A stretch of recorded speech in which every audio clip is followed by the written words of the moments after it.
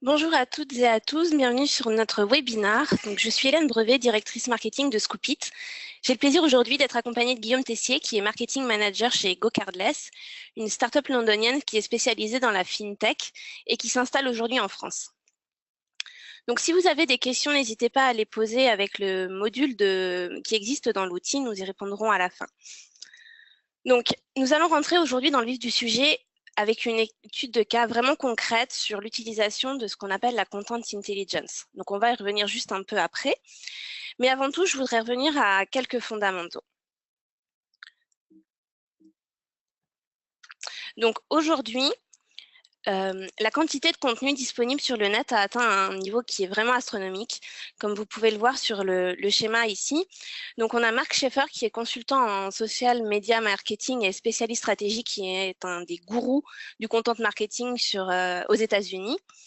Donc, qui a défini cela comme le content shock. Donc, qu'est-ce que c'est? C'est ce moment où la croissance exponentielle du volume de contenu a croisé notre capacité qui, elle, est limitée à consommer ces contenus.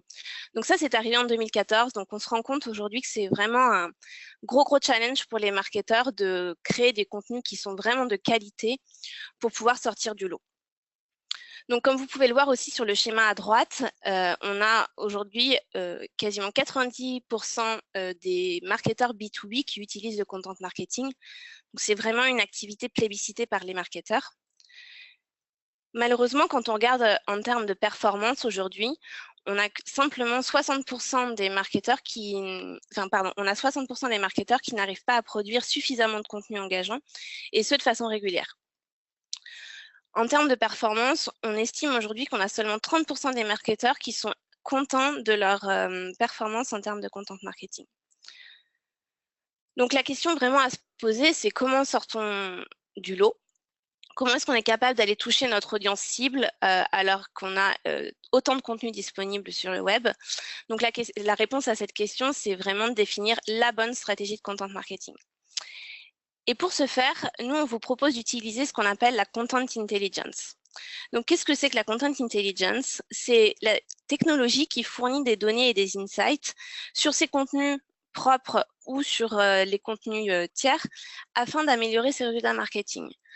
Donc là, l'idée, c'est vraiment en fait de se focaliser sur la donnée chiffrée pour pouvoir en fait définir sa stratégie de content marketing et pour éviter de s'appuyer sur des intuitions ou sur des données qui sont erronées et donc éviter les approximations.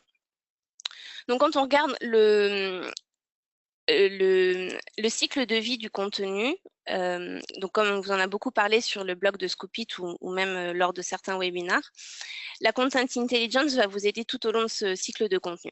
Donc, comme je vous le disais sur la définition de la stratégie, en analysant les intérêts de votre audience pour définir donc une meilleure stratégie de contenu, ça va vous aider aussi au niveau de la planification de votre contenu pour comprendre en fait comment créer un contenu qui est plus unique et donc d'être capable de vous différencier de la concurrence, mais aussi des autres acteurs du marché qui vont écrire sur les mêmes sujets que vous.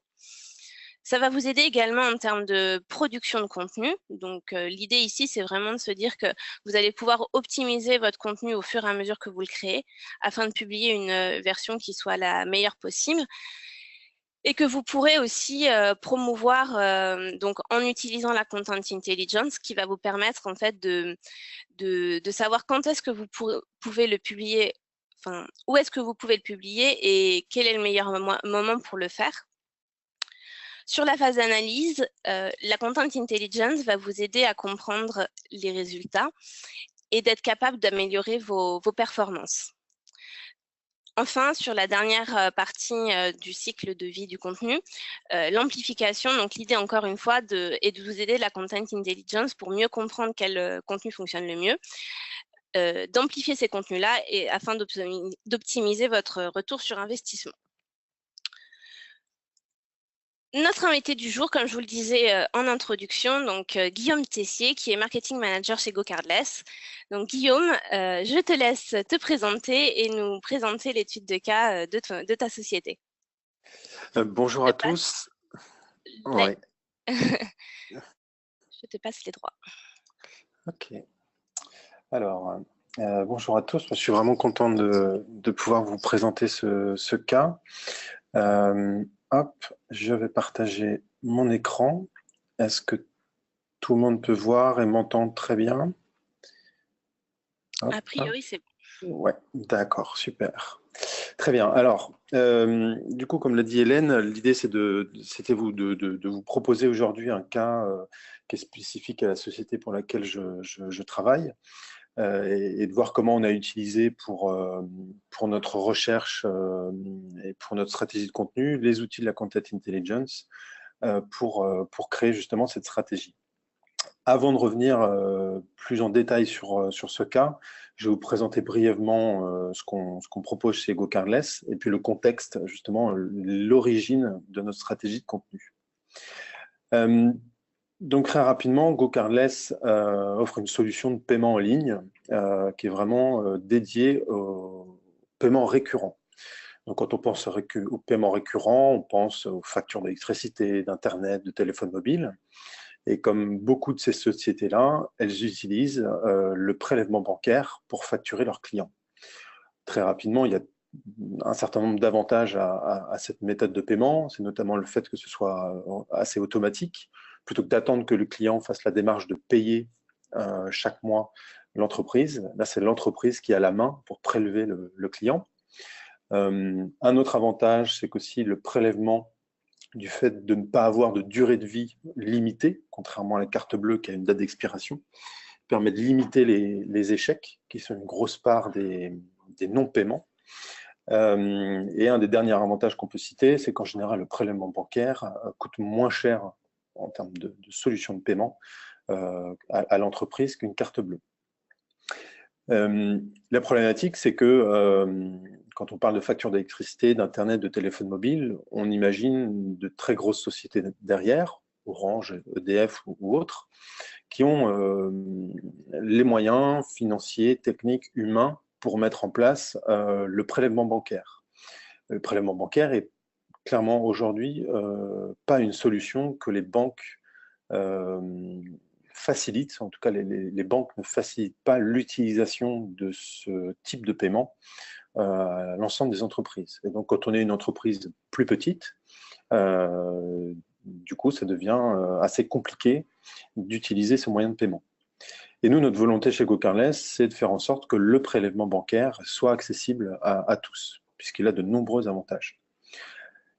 Et donc, dans notre stratégie, on a identifié un certain nombre de cibles, de marchés cibles, et notamment des sociétés qui sont déjà aujourd'hui utilisatrices de ce moyen de paiement, du prélèvement bancaire, mais qui ne bénéficient pas des avantages et des mêmes ressources que les grands groupes pourraient avoir aujourd'hui avec ce moyen de paiement. Pour donner quelques exemples, là aujourd'hui ce sera le cas ici du cas que je vais vous proposer. On peut citer par exemple les salles de gym qui facturent chaque mois une souscription à leurs membres. Ou encore les sociétés de services à la personne qui elles aussi facturent un montant lié à des services rendus à certains clients chaque mois. La problématique, c'est que ce sont plutôt des sociétés locales, plutôt qu'une volonté nationale. On a une salle de gym à côté de chez soi, à côté du bureau. Les sociétés de services à la personne sont souvent réparties sur le territoire en fonction des différents besoins locaux. Et donc, du coup, ça multiplie, de notre côté, d'un point de vue marketing et commercial notamment, ça multiplie le nombre de contacts à créer. Et donc, la problématique, c'est comment, d'un point de vue marketing pour GoCardless, comment on peut toucher ces sociétés-là à plus grande échelle plutôt que d'être dans une démarche porte-à-porte. Et le constat qu'on a fait, c'est que ce soit pour les salles de gym ou les sociétés de services à la personne, de nombreuses sociétés dans ces secteurs-là sont organisées en fait sous forme de franchise.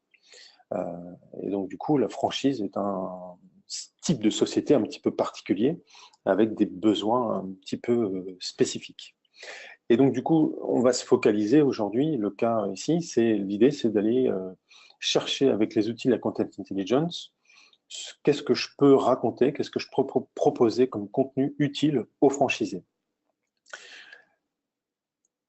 Je vais me focaliser encore une fois ici sur le cas des futurs franchisés ou des franchisés dans les services à la personne ou les salles de sport, puisque c'est un sujet qui est vraiment spécifique à GoCardless. Il existe de nombreuses autres franchises comme la restauration rapide, Quick, McDo, etc. Mais ce ne sont pas a priori des sociétés qui nous intéressent côté GoCardless, puisqu'a priori, elles n'utilisent pas le prélèvement bancaire. Donc l'idée, c'est d'être assez précis aussi dans notre cible initiale.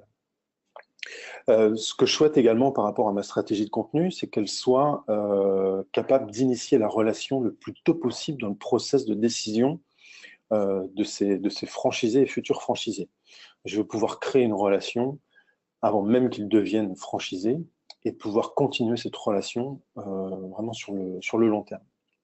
Et enfin, un dernier aspect que je souhaite de ma stratégie de contenu, c'est que le contenu puisse d'une certaine manière travailler de lui-même, c'est-à-dire que je vais faire en sorte de créer un contenu le plus utile possible, mais cette utilité doit servir aussi la promotion, la phase de promotion de mon contenu, c'est-à-dire que le contenu doit être suffisamment utile pour que les lecteurs et les influenceurs aient envie de le partager à leur tour, notamment sur les réseaux sociaux. Et ce contenu doit me permettre également de préqualifier les prospects, puisque comme je l'ai dit tout à l'heure, des prospects qui seraient issus d'une franchise restauration rapide ne m'intéressent a priori pas dans le cadre de GoCardless. Voilà, donc je vais vous proposer ce cas avec ces différents critères et je vais commencer justement par vous montrer quelle est ma démarche d'utilisation des outils de Content Intelligence et notamment le test avec l'outil qui est proposé par Scoopit, Okai. Pour commencer très simplement, les franchisés, voilà, c'est très simple. Avant d'avoir une franchise, il faut devenir franchisé, donc se renseigner pour choisir la bonne franchise en fonction de ses critères personnels, ses critères d'entrepreneur. Donc c'est cette première phase qui est « je me renseigne pour devenir franchisé ». Deuxième étape qui est « c'est bon, ça y est, ma société est créée en franchise, je démarre mon activité ». Et puis une troisième étape qui serait ma franchise est installée et comment je peux la développer encore davantage. Aujourd'hui, dans le cas que je vais vous proposer, je vais me focaliser vraiment sur cette première étape qui est de devenir franchisé. Et quel contenu je vais proposer à cette typologie-là particulièrement. Je vais rechercher pour ça justement différents types de contenus.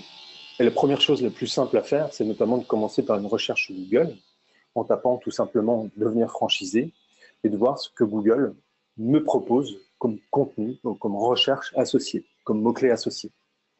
Et là, je vois qu'il y a un certain nombre de propositions qui me sont faites dans l'image de gauche, voilà, où j'ai un certain nombre de marques qui sont disponibles en franchise. Et je vais avoir un certain nombre d'autres propositions qui sont faites en général tout en bas de la première page de Google, qui vont proposer là notamment un certain nombre d'autres cas, comme voilà, comment créer une franchise quand on n'a pas d'apport, les avantages et les inconvénients de la franchise, différents avis sur le sujet. Voilà, des choses qui peuvent m'intéresser dans ma stratégie de contenu. Là, c'est vraiment la première phase où je brainstorm un petit peu sur les différents sujets, les différents axes potentiellement qui seraient intéressants. En revanche, il me manque quelques indicateurs pour pouvoir vraiment orienter et prioriser ma stratégie de contenu, notamment des indicateurs de volumétrie de recherche. Et là, pour cela, je vais pouvoir utiliser un autre outil qui est pour le coup aussi issu de Google, qui est Google AdWords. Pas du tout nécessaire d'avoir un compte payant, enfin en tout cas avoir une campagne qui est en cours, mais juste un compte AdWords tout simple. Et là, je vais faire la même chose en utilisant Google AdWords et l'outil de Keyword Research. Je vais pouvoir taper également « devenir franchisé » et voir quelles sont les propositions qui me sont faites. Et je me retrouve avec un certain nombre de mots-clés, voilà, qui sont pour certains assez génériques, comme franchise, franchise définition, définition franchise, devenir franchisé. D'autres qui sont en revanche beaucoup plus précises, comme franchise McDonald's, franchise éléphant bleu, Biocop, Quick, ou des coiffures ou des crèches. ou encore d'autres expressions comme voilà, salon de la franchise, franchise expo, salon franchise. Voilà, différents types d'expressions sur lesquelles je reviendrai un petit peu plus tard, notamment pour les catégoriser. Et ce qui est intéressant ici de voir, c'est notamment le volume de recherche moyen par mois, et aussi un indicateur sur la concurrence observée pour chaque mot-clé. Forcément, plus elle est basse, plus je vais avoir de chances de pouvoir accéder au premier résultat, aux premières positions des résultats de Google. Mais la problématique de ça également, c'est que j'ai un certain nombre de thématiques, je sais quelles sont les volumétries et la concurrence. En revanche, je n'ai pas d'informations sur le contenu déjà existant et qu'est-ce que je pourrais créer de différent pour me positionner. Et notamment, ce qui est important sur cet aspect-là, c'est d'essayer de voir quel est le contenu le plus populaire. Et c'est là que des outils beaucoup plus évolués de Content Intelligence, comme Hawkeye, de Scoopit, me permettent justement d'explorer beaucoup plus en détail quels sont les contenus populaires sur un mot-clé donné. Donc de la même manière, sur Hawkeye, je vais créer une recherche, je vais partir toujours sur mon même mot-clé, devenir franchisé, et puis l'outil va me proposer un certain nombre de contenus qui sont les plus classés par popularité notamment. Et là, en faisant cette recherche, je retrouve des contenus assez divers. Le contenu le plus populaire qui parle d'une franchise spécialisée dans le béton. Le deuxième contenu le plus populaire qui est une proposition à destination des freelances qui pourraient rester freelance mais en franchise. Et je remarque également que le même contenu est également présent en quatrième place avec aussi beaucoup de partage. C'est exactement le même sujet dans les deux cas. Le troisième article, le plus populaire, c'est un article qui parle de la reconversion des cadres. La franchise est finalement quelque chose de très intéressant pour les cadres en reconversion. Le cinquième, c'est un article à destination des franchiseurs, pour le coup, versus les franchisés. Donc là, c'est vraiment la tête de réseau des franchisés. En sixième, un cas d'une franchise Brico. Et le septième, les critères, le profil type pour devenir franchisé. Voilà, donc ça me donne une indication des différents contenus qui ressortent, qui sont très populaires sur ce mot-clé-là. Je reviendrai plus en détail sur la manière dont on peut utiliser ça. Aujourd'hui, ce qu'on peut dire, enfin en tout cas sur la base de ces résultats-là, c'est que finalement, les contenus qui ressortent sur devenir franchisé sont vraiment très très hétérogènes et que j'ai pas une ligne directrice, vraiment quelque chose de très évident qui ressort. Je vais avoir d'un côté des cas sur des franchises spécifiques, ou alors de l'autre des cas sur on va dire plutôt des aspects économiques sur la reconversion des cadres, ou encore le profil type pour devenir franchisé, qui peut être ce qu'on attend le plus en termes de contenu générique quand on tape un mot-clé comme celui-ci.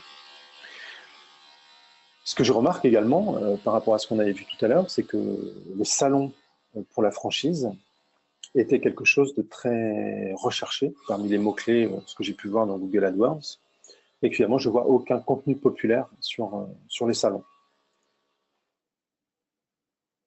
Donc voilà, si je fais le bilan de ce que j'ai vu des trois outils, notamment de Google AdWords tout à l'heure, c'est que si je catégorise ces différents mots-clés, et que je vois que j'ai la majorité des mots-clés sont soit des termes très génériques liés au fait de devenir franchisé, ou alors sur la définition de la franchise en tant que telle.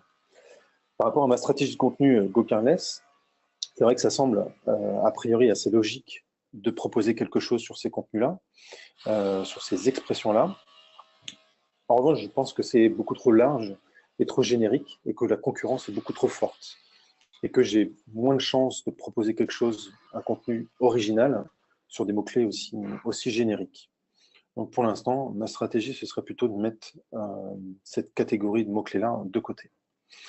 Je vois également que j'ai énormément de contenus, d'expressions, qui sont liés à des types de franchises, comme les crèches, la restauration, l'automobile, voire à des marques très précises, comme McDonald's, Quick, Éléphant Bleu.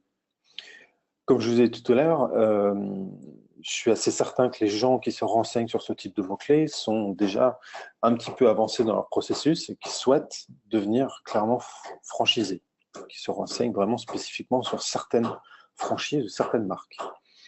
En revanche, si je reviens à ma contrainte GoCarless, c'est que moi, de mon côté, le fait d'avoir des franchisés dans la restauration ou dans l'automobile, a priori, ne m'intéresse pas puisque ce ne sont pas des entreprises qui vont fonctionner avec du prélèvement automatique.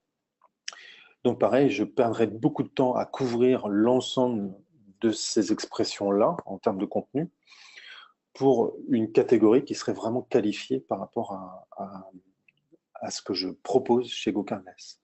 Donc pareil, pour l'instant, je mettrai cette catégorie de côté.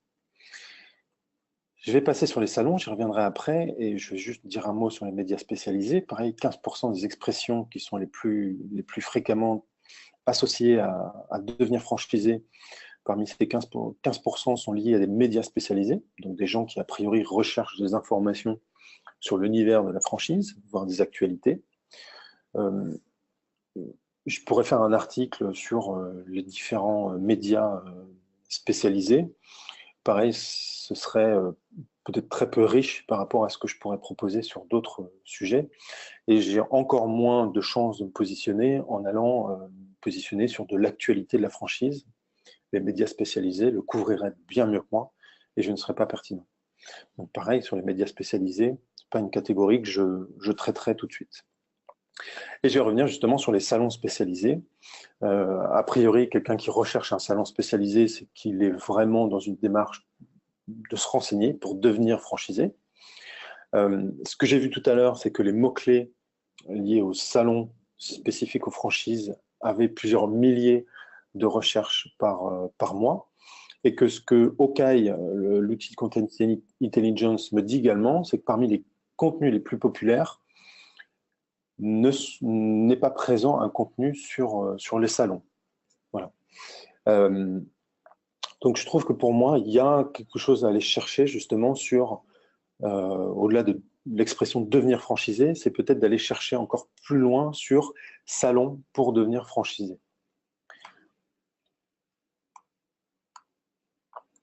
Je vais juste faire un rappel assez rapide. Il y a quelques années, on disait encore que pour optimiser le référencement naturel, il fallait créer une page pour un mot-clé spécifique. Aujourd'hui, cette règle, elle est vraiment plus d'actualité avec les dernières évolutions de l'algorithme de Google, RankBrain, qui a plutôt ce fonctionnement de créer un champ sémantique autour d'une page. Et donc, une page qui est bien construite autour d'un mot-clé peut également apparaître sur d'autres mots-clés. Et là, typiquement, si je crée demain un contenu autour du salon de la franchise, potentiellement, si j'inclus dans mon contenu une définition du terme franchise et de ce que c'est que la franchise, potentiellement, j'ai aussi la possibilité de me positionner correctement sur ce mot-clé-là, sur ces définitions-là. Donc, en créant un contenu, je pourrais potentiellement couvrir différents aspects des catégories que j'ai pu voir tout à l'heure. Donc, les termes génériques et des expressions un peu plus spécifiques sur les salons de la franchise. Je continue ma recherche en allant plus profondément sur justement les salons de la franchise. J'utilise encore une fois l'outil de Content Intelligence. Un aspect intéressant de cet outil-là, c'est qu'il me permet notamment d'identifier un certain nombre de sujets, de topics. Et là, en l'occurrence, sur ce type de recherche, je retrouve assez facilement une liste, une demi-douzaine de salons qui sont dédiés et qui parlent de la franchise. Donc ça me permet déjà d'emblée, si demain je faisais un sujet sur ces salons-là, d'identifier déjà des contenus ou des paragraphes à mon contenu. Ce que je vois également sur une autre partie de ce que me montre Okai, pareil, une liste de contenus qui ressortent et qui sont les plus populaires sur salon franchise, c'est que je retrouve bien évidemment un certain nombre d'organisateurs, comme le Franchise Expo Paris, qui est un des salons majeurs de la franchise, je le retrouve comme un contenu plus populaire. En revanche, je retrouve finalement peu d'articles qui recensent l'ensemble des salons qui sont dédiés à la franchise. Parmi les contenus les populaires, je n'ai pas un contenu qui me parle, qui me propose un contenu complet sur ces salons. Voilà. Un autre indice que je trouve intéressant.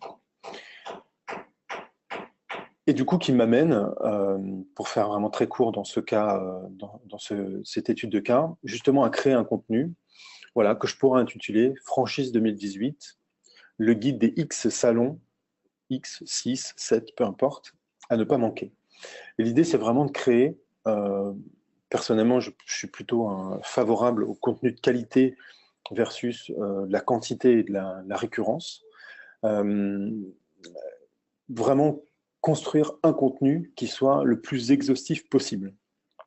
Alors bien évidemment, comme j'ai dit tout à l'heure, pour essayer d'augmenter la couverture de mots-clés, je peux commencer mon contenu en proposant en premier paragraphe une définition de ce qu'est une franchise, avec un certain nombre d'exemples.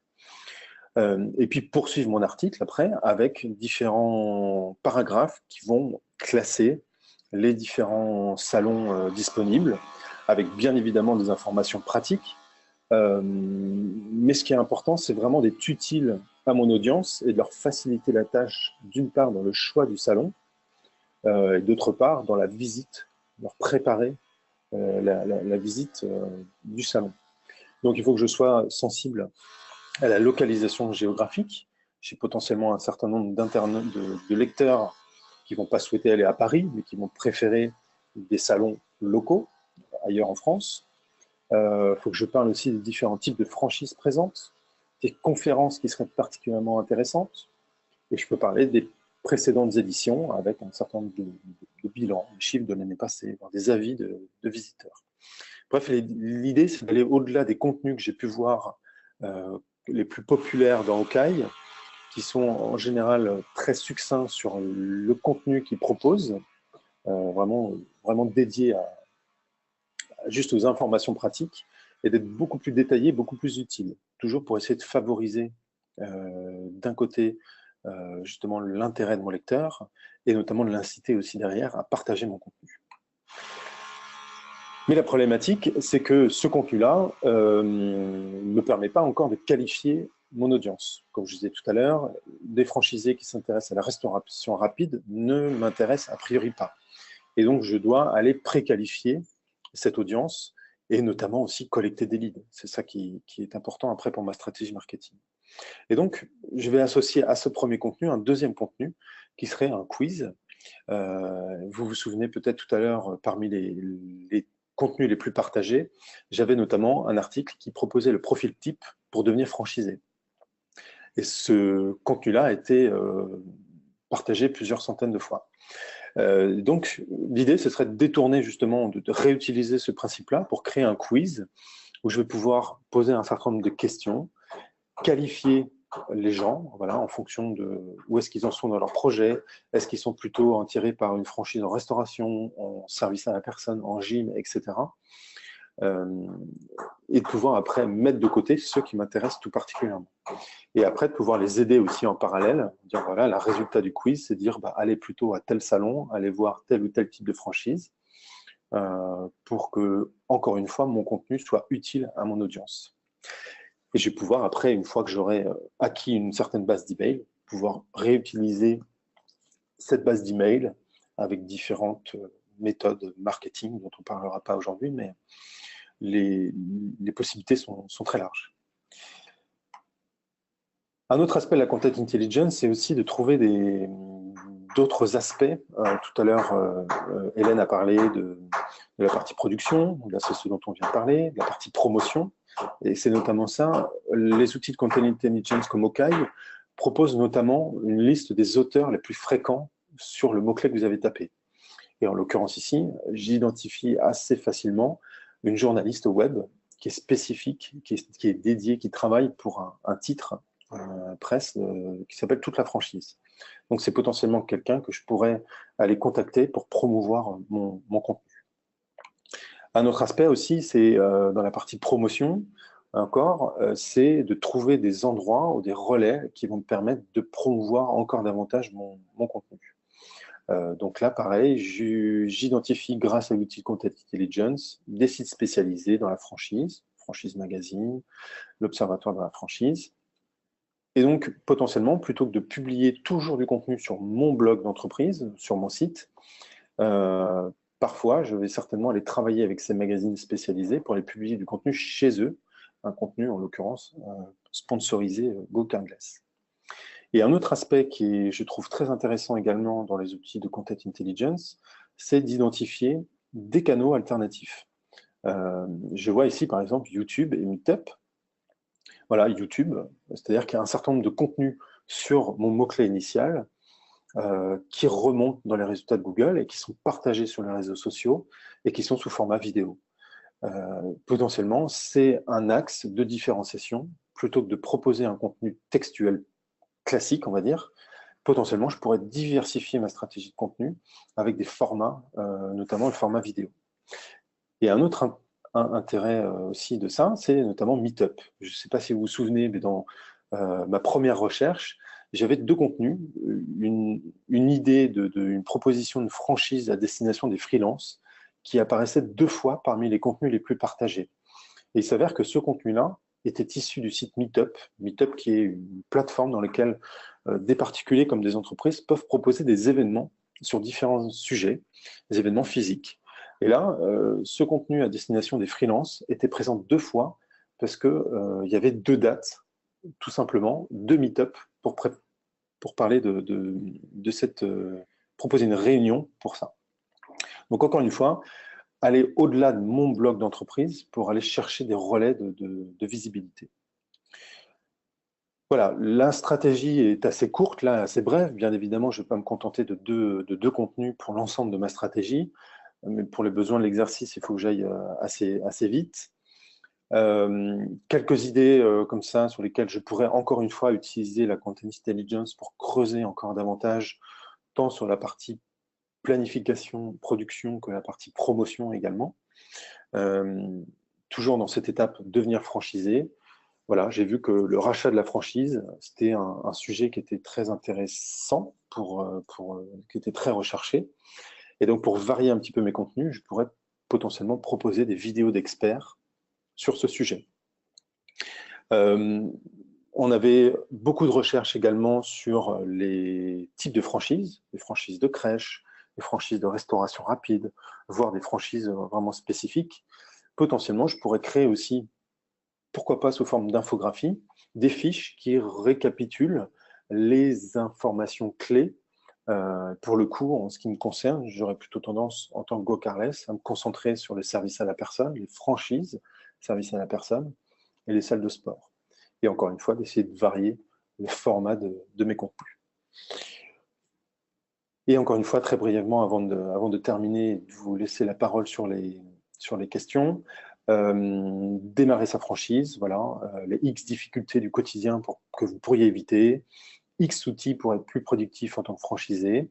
Pareil, je pourrais proposer aussi, encore une fois, pour diversifier les contenus, des webinaires sur ce sujet-là. Et pour cette étape beaucoup plus avancée de faire croître sa franchise, je pourrais proposer des contenus un peu plus avancés comme des exemples pour booster votre franchise grâce aux réseaux sociaux, booster la visibilité de la franchise, ou des erreurs à éviter sur les réseaux sociaux.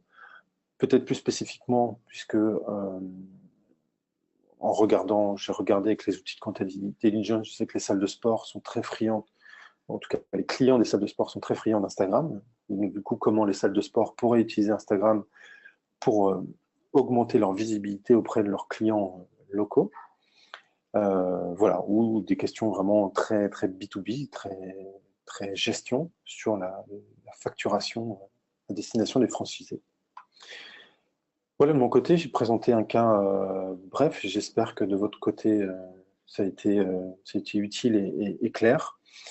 S'il y a des questions, n'hésitez pas à les poser. Je suis à votre disposition. Merci Guillaume, en tout cas c'était très clair et merci pour ce cas vraiment très concret, ça permet vraiment de rentrer dans le vif du sujet. Donc une première question qui a été posée pendant ta ta présentation, c'est au moment où tu nous parlais du buyer journée. Donc, tu as identifié en fait les différents stades de maturité des franchisés. Et donc, tu as décidé en fait de commencer par les personnes qui allaient devenir franchisées. Donc, la question en fait ici, c'est de savoir pourquoi tu n'es pas parti en fait sur ceux qui sont déjà en activité, ceux qui sont déjà franchisés, pour peut-être aller plus vite dans la conversion. Oui, tout à fait. C'est vrai que les gens qui sont déjà franchisés, du coup, d'un point de vue marketing, pour moi, c'est bien évidemment plus facile de les identifier. J'ai un certain nombre d'outils, de ressources qui vont me permettre de trouver une liste et de pouvoir contacter ces gens-là. Et d'une part, je sais aussi que s'ils sont franchisés, par rapport à ce que je propose en tant que Go-Carless, ils ont déjà vécu, ils vivent au quotidien cette problématique. Et donc, du coup, je peux avoir une approche beaucoup plus directe et utiliser des canaux marketing qui sont un petit peu différents que le contenu pur. Donc, du coup, voilà, pour moi, l'idée, c'était vraiment de commencer sur les gens qui n'étaient pas encore dans cette situation de franchisé, pas encore, pour pouvoir créer la relation le plus tôt possible et les suivre tout au long de leur démarche. Alors que ceux qui sont déjà franchisés, voilà, je peux accéder à leurs coordonnées très simplement, accéder à leur site et pouvoir avoir une approche marketing, voire commerciale, beaucoup plus directe, qui nécessite moins de contenu a priori. D'accord, super. Et donc pour en rester, enfin continuer sur ce buyer journée, une question qui a été posée également, c'est comment on définit, donc là c'était très clair sur la partie franchisée pour toi, mais comment on peut définir ce buyer journée pour sa propre activité? Donc, quelle a été pour toi cette démarche de définition de ce buyer journée? Ouais. Là, c'est vrai que les étapes sont très, très génériques et pour le coup, au sein de chaque étape, il y a des questions bien spécifiques qui se posent. Si je reprends encore cette étape de devenir franchisé, il y a d'un côté choisir une franchise, une marque, mais après il y a beaucoup d'autres sujets sur la création d'entreprise en tant que telle, voilà, ou sur des formations. Voilà, donc les sujets sont très très très variés.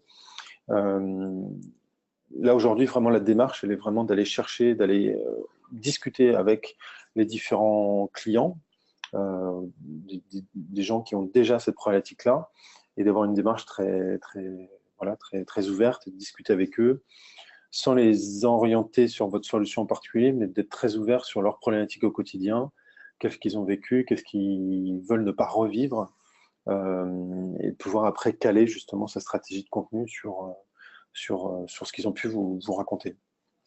Et de reprendre les étapes justement petit à petit sur ces différents sujets. Ok, super.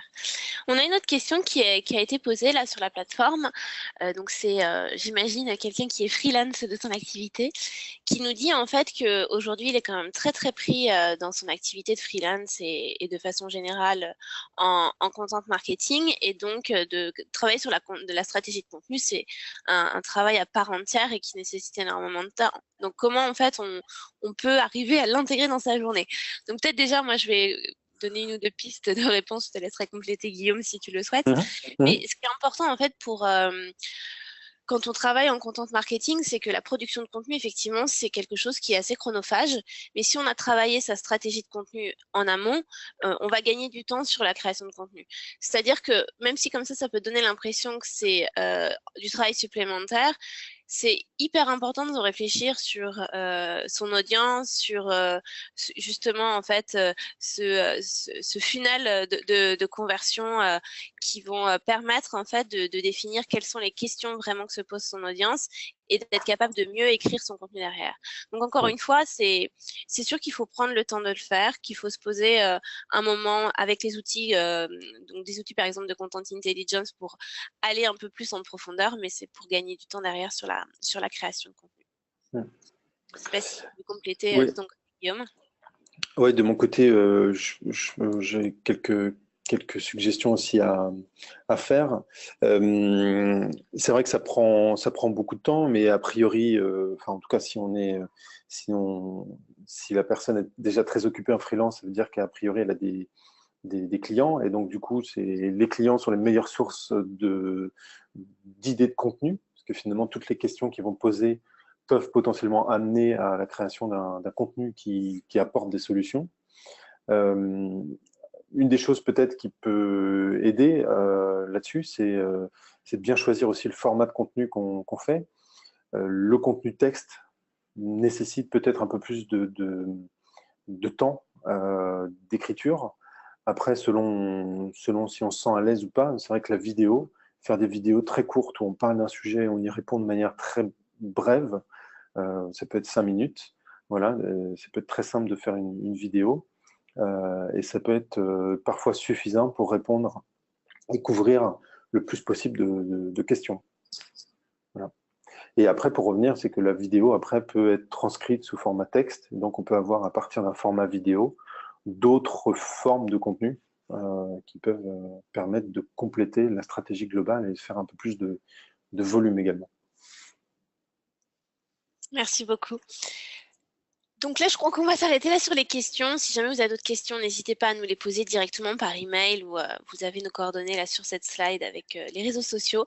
Un grand merci à toi, Guillaume, pour ta participation et pour ces informations qui sont super intéressantes. Maintenant, Merci on à a vous. hâte d'avoir les résultats de cette stratégie, voir comment ça a pu performer. Ouais, Et un prochain webinaire, avec plaisir. merci beaucoup. Et merci encore à tous pour votre participation. Merci.